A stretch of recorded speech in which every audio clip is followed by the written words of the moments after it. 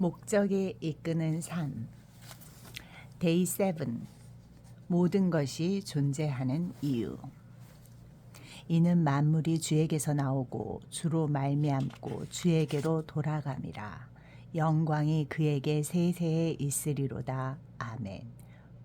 로마서 11장 36절. 주는 모든 것을 그의 목적을 위해 만드셨다. 잠언 16장 4절. 모든 것은 그분을 위해서 존재한다. 우주의 궁극적인 목적은 하나님의 영광을 보여주기 위한 것이다. 우리를 포함한 모든 것이 존재하는 이유가 바로 이것이다.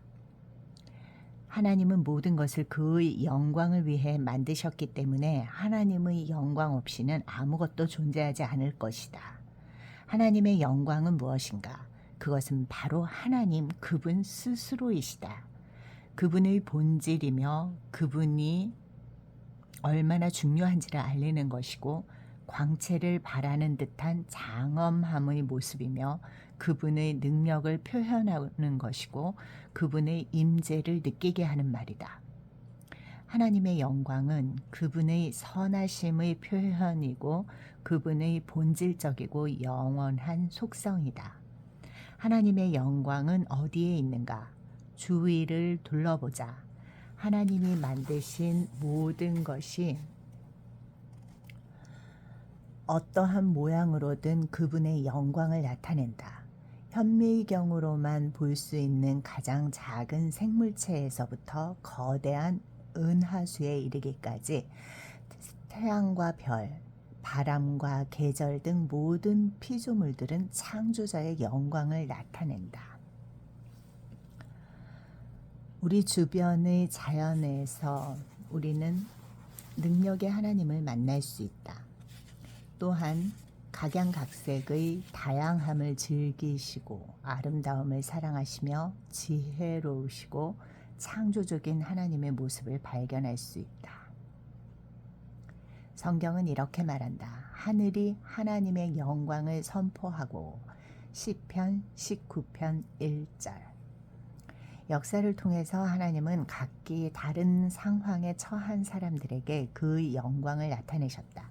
가장 먼저 에덴 동산에서 그리고 모세에게 그 후에는 성막과 성전, 그의 아들 예수님을 통해서 그리고 현재는 교회들을 통해서 나타내신다.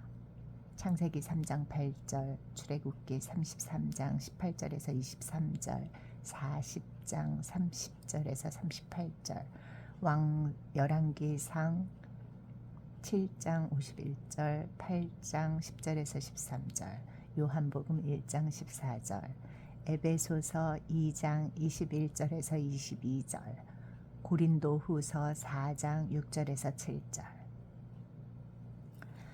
이러한 하나님의 영광은 때로는 불꽃과 구름으로, 때로는 천둥 또는 연기로, 그리고 때로는 밝은 빛으로 나타난다. 출애굽기 24장 10절, 40장 34절, 시편 29편 1절, 이사야 6장 3절에서 4절, 60장 1절, 누가복음 2장 9절. 천국에서는 하나님의 영광이 그곳에 필요한 모든 빛을 충분히 공급한다. 성경은 그 성은 해나 달의 비춤이 쓸데없으니 이는 하나님의 영광이 비치고 어린 양이 그 등이 되심이라. 계시록 요한계시록 21장 23절라고 증거하고 있다. 하나님의 영광은 예수 그리스도를 통해 가장 잘 나타난다. 세상의 빛인 예수님은 하나님의 본성을 분명히 반영하고 있으며 그분으로 인하여 우리는 어둠 속에서 보는 것처럼 불명확하게 느끼던 하나님의 존재를 분명히 알게 되었다. 성경은 이렇게 말한다. 이는 하나님의 영광의 광채시요. 히브리서 1장 3절, 고린도후서 4장 6절. 즉 예수님은 우리가 하나님의 영광을 제대로 이해하게 하기 위하여 이 땅에 오셨으며, 이에 대해 성경은 말씀이 육신이 되어 우리 가운데 거하심에 우리가 그 영광을 보니 아버지의 독생자의 영광이요 은혜와 진리가 충만하더라. 요한복음 1장 14절라고 말하고 있다. 하나님은 하나님이시기 때문에 하나님 안의 영광은 그분이 본래부터 소유하고 계신 것이다. 그것은 그분의 본성이시고 그 어느 누구도 태양이 더 밝게 빛나도록 할 수 없는 것처럼 하나님의 영광에 어떠한 것도 더할 수 없다. 우리는 그분의 영광을 깨닫고 존귀하게 여기며 선포하고 찬양하며 나타내고 또한 그분의 영광을 위해 살도록 명령받았다. 역대상 16장 24절, 시편 29편 1절, 66편 2절, 96편 7절, 고린도후서 3장 18절. 성경은 이렇게 말한다. 우리 주 하나님이여 영광과 존귀와 능력을 받으시는 것이 합당하오니 주께서 만물을 지으신지라. 만물이 주의 뜻대로 있었고 또 지으심을 받았나이다 하더라. 요한계시록 4장 11절. 우주 전체에서 하나님의 피조물 가운데 단 두 가지만이 하나님께 영광을 돌리지 못했는데 그것은 타락한 천사, 악마와 우리들, 인간이다. 모든 죄의 뿌리는 우리의 근본인 하나님께 영광을 돌리지 못하는 것에 있고, 이는 하나님 이외의 다른 것을 더 사랑하는 것이다. 하나님께 영광 돌리는 것을 거부하는 것은 교만한 반역이고 사탄이 타락하고 우리가 타락하게 된 원인이다. 우리는 모두 하나님의 영광이 아닌 우리의 영광을 위해 여러 가지 다른 모습으로 살아왔기 때문에 성경은 모든 사람이 죄를 범하였음에 하나님의 영광에 이르지 못하더니 로마서 3장 23절이라고 말하고 있다. 우리 가운데 어느 누구도 삶을 통해 하나님께 합당한 분량의 영광을 돌리지 못했는데 이것이 우리가 저지를 수 있는 가장 큰 죄인 동시에 가장 큰 실수인 것이다. 그러나 반대로 하나님의 영광을 위해 사는 것은 우리의 삶을 통해서 이룰 수 있는 가장 중요한 일이다. 그러므로 하나님이 무릇 내 이름으로 일컫는 자 곧 내가 내 영광을 위하여 창조한 자를 오게 하라. 그들을 내가 지었고 만들었느니라. 이사야 43장 7절 라고 말씀하신 것을 따라 하나님께 영광을 돌리는 것이 우리 삶의 최고 목표가 되어야 한다. 어떻게 하나님께 영광을 돌릴 수 있을까? 예수님은 아버지께서 내게 하라고 주신 일을 내가 이루어 아버지를 이 세상에서 영화롭게 하였사오니 요한복음 17장 4절라고 고백하고 있다. 예수님은 이 땅에서의 당신의 목적을 이루심으로 하나님께 영광을 돌렸다. 우리도 같은 방법으로 하나님께 영광을 돌릴 수 있는데 피조물이 그 목적을 달성하면 그것은 하나님께 영광을 돌린 것이다. 새들은 날고 노래 부르고 집을 짓고 하나님이 뜻하신 새다운 활동을 통해 하나님께 영광을 돌린다. 심지어 개미도 그것이 만들어진 목적을 성취하면 하나님께 영광을 돌리는 것이다. 하나님은 개미는 개미가 되도록 그리고 우리는 우리가 되도록 만드셨다. 그래서 위대한 순교자인 성 이레니우스 교부는 하나님의 영광은 인간이 온전히 살아가는 그 자체다라고 말했다. 여러 가지로 하나님께 영광을 돌릴 수 있지만 그 모두를 우리의 삶에 대한 하나님의 5가지 목표로 요약할 수 있다. 이 책이 끝날 때까지 그것들을 구체적으로 살펴보겠지만 개요는 다음과 같다. 첫째, 우리는 예배를 통해 영광을 돌린다. 예배는 하나님에 대한 우리의 첫 번째 책임이다. 하나님, 그분을 즐기는 것이 하나님께 예배 드리는 것이다. C.S. 루이스는 그를 찬양하라고 우리에게 명하시면서 하나님은 우리에게 당신을 즐기라고 초대하신다라고 말한다. 즉, 하나님은 우리가 예배하는 동기가 의무감이 아닌 사랑, 감사, 그리고 즐거움이길 바라신다. 존 파이퍼는 우리가 그 안에서 만족할 때 하나님의 영광이 가장 크게 나타난다 라고 말한다. 예배는 찬양하고 말씀을 듣고 하나님께 기도하는 것 이상이다. 예배는 하나님을 즐기고 사랑하며 우리가 그분의 목적에 맞게 사용되도록 그분에게 드려지는 삶의 모습이다. 우리의 삶이 하나님의 영광을 위해 사용될 때 우리가 하는 모든 일이 예배가 되는 것이다. 성경은 이렇게 말한다. 너의 온 몸을 하나님의 영광에 합당한 것을 하는데 사용하라. 로마서 6장 13절. 둘째, 우리는 다른 믿는 사람들을 사랑함으로써 영광을 돌린다. 거듭나는 순간 우리는 하나님의 가족이 된다. 그리스도를 따르는 것은 믿는 것뿐 아니라 그분에게 속하고 하나님의 가족을 사랑하는 것을 배우는 것이다. 요한은 우리가 형제를 사랑함으로 사망에서 옮겨 생명으로 들어간 줄을 알거니와 사랑치 아니하는 자는 사망에 거하느니라. 요한 1서 3장 14절 라고 말하고 있고, 바울은 이러므로 그리스도께서 우리를 받아 하나님께 영광을 돌리심과 같이 너희도 서로 받으라. 로마서 15장 7절 라고 서로에 대한 사랑을 말하고 있다. 이 땅에서 우리가 해야 할 두 번째 중요한 책임은 하나님처럼 사랑하는 방법을 배우는 것이다. 왜냐하면 하나님은 사랑이시고 사랑이 그분을 영광스럽게 하기 때문이다. 예수님은 새 계명을 너희에게 주노니 서로 사랑하라. 내가 너희를 사랑한 것 같이 너희도 서로 사랑하라. 너희가 서로 사랑하면 이로써 모든 사람이 너희가 내 제자인 줄 알리라. 요한복음 13장 34절에서 35절라고 말씀하셨다. 셋째, 우리는 그리스도를 닮아감으로 영광을 돌린다.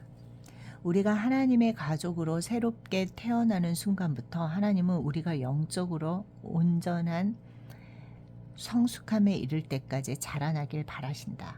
그것은 어떤 모습일까? 영적으로 성숙해진다는 것은 우리가 생각하고 느끼고 행동하는 모든 방법이 예수님과 같아지는 것이다. 우리가 그리스도와 비슷해질수록 우리는 하나님께 더 많은 영광을 돌릴 수 있다. 성경은 이렇게 말한다. 주의 영이 우리 안에서 역사할수록 우리는 점점 그와 같아지고 그의 영광을 더욱 드러내게 된다. 고린도후서 3장 18절. 우리가 그리스도를 영접한 순간부터 하나님은 새로운 삶과 새로운 본성을 우리에게 부여하셨다. 그리고 이것을 기초로 해서 이 땅에서의 남은 삶 동안에 하나님은 우리의 성품을 계속 변화시켜 가기를 원하신다. 성경은 이렇게 말한다.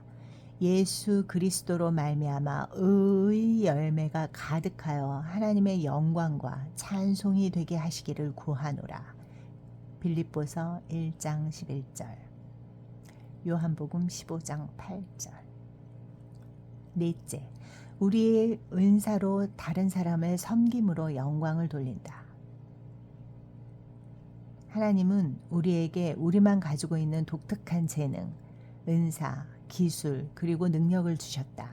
우리가 갖춘 모습은 우연히 만들어진 것이 아니다. 그리고 하나님은 우리만을 위한 이기적인 목적 때문에 그 능력들을 허락하신 것이 아니다.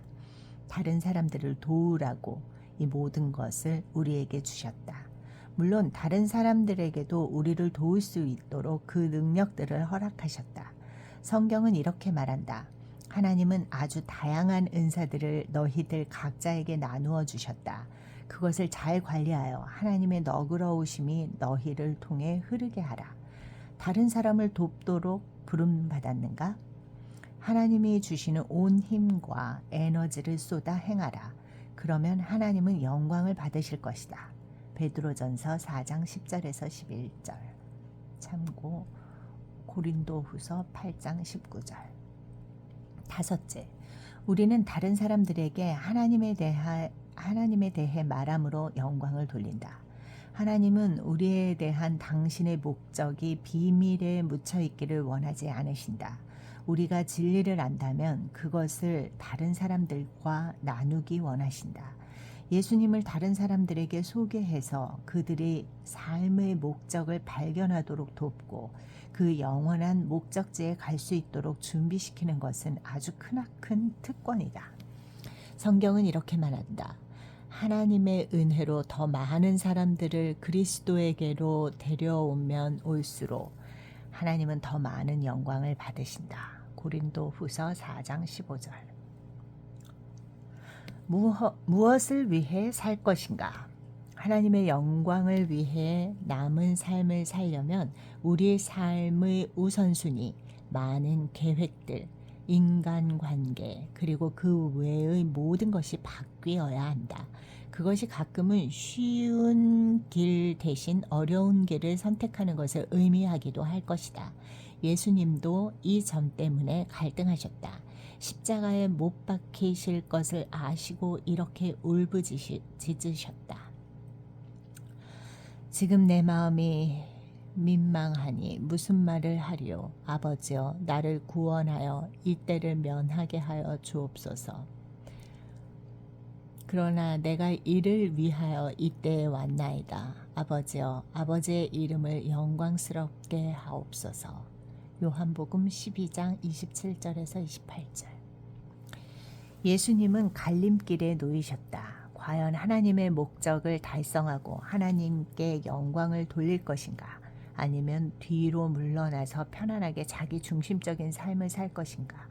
마찬가지로 우리도 같은 선택길에 놓여 있다. 스스로의 목표, 안위, 그리고 기쁨을 위해 살 것인가? 아니면 하나님이 허락하신 영원한 상급을 바라보며 하나님의 영광을 위해 남은 삶을 살 것인가? 성경은 이렇게 말한다. 자기 생명을 사랑하는 자는 잃어버릴 것이요, 이 세상에서 자기 생명을 미워하는 자는 영생하도록 보존하리라. 요한복음 12장 25절. 이제 남은 삶에 대한 생각을 정리할 때가 왔다. 누구를 위해서 살 것인가? 우리 자신을 위해서 살 것인가? 아니면 하나님을 위해서 살 것인가? 하나님을 위해 살 힘이 과연 우리에게 있는지 궁금할 수도 있다. 걱정하지 말라. 하나님은 우리가 일단 그렇게 하기로 선택하면 당신을 위한 삶을 사는 데 필요한 모든 것을 주실 것이다. 성경은 이렇게 말한다. 우리를 하나님께로 인도하신 분을 개인적으로 그리고 가깝게 알아감에 따라 하나님을 기쁘시게 하는 삶에 필요한 모든 것이 기적같이 우리에게 주어졌다. 베드로후서 1장 3절. 바로 이 순간 하나님은 우리의 남은 삶 동안 그분이 우리를 만드신 목적을 이루어 하나님의 영광을 위해 살도록 우리를 부르고 계시다. 엄밀한 면에서 그것이야말로 삶을 사는 유일한 방법이다. 그 외의 모든 것은 단순히 존재하는 것뿐이다. 진정한 삶은 스스로를 예수님께 완전히 헌신할 때 시작된다. 이것이 확실하지 않을 때에는 그저 믿고 받아들이면 된다. 성경은 이렇게 약속한다. 영접하는 자, 곧 그 이름을 믿는 자들에게는 하나님의 자녀가 되는 권세를 주셨으니. 요한복음 1장 12절. 하나님의 제안을 받아들일 것인가? 첫째, 믿으라. 하나님이 우리를 사랑하시고 당신의 목적을 위해 우리를 만드셨다는 것을 믿으라. 우리가 우연의 산물이 아님을 믿으라. 우리가 영원하도록 만들어졌다는 것을 믿으라. 하나님이 예수님의 제자로 우리를 선택하신 것을 믿으라. 예수님은 우리를 위해 십자가에 달려 죽으셨다. 우리가 과거에 무엇을 했든 하나님은 우리를 용서하고 싶어 하신다는 것을 믿으라. 둘째, 받아들이라. 예수님을 삶의 주인과 구원자로 받아들이라. 우리의 죄가 용서받았음을 받아들이라. 우리의 삶의 목적을 이루기 위해 필요한 힘을 부어주시는 성령을 받아들이라. 성경은 이렇게 말한다. 그 아들을 믿고 받아들이는 자는 누구나 온전하고 영원한 삶에서 모든 것을 누린다. 요한복음 3장 36절. 어디에서 이 글을 읽고 있든지 나는 당신이 지금 고개를 숙이고 당신의 영생을 바꿔놓을 기도를 조용히 하기 원한다. 예수님, 나는 당신을 믿고 당신을 받아들입니다. 주저하지 말고 지금 하라. 당신이 그 기도를 진심으로 했다면 축하한다. 하나님의 가족이 된 당신을 환영한다. 당신은 이제 하나님이 당신의 삶에 대해 가지고 있는 목적을 발견하고 그 목적에 따라 살 준비가 되었다. 나는 당신에게 다른 사람과 이 이야기를 나누라고 권하고 싶다. 다른 사람에게서 도움을 받는 것이 중요하기 때문이다. 데이 7, 내 삶의 목적에 대하여 생각할 점. 모든 것은 그분을 위한 것이다. 외울 말씀. 이는 만물이 주에게서 나오고 주로 말미암고 주에게로 돌아감이라. 영광이 그에게 세세에 있으리로다. 아멘. 로마서 11장 36절. 삶으로 떠나는 질문. 하루 일과 중에서 하나님의 영광을 더 의식해야 하는 부분은 어디인가?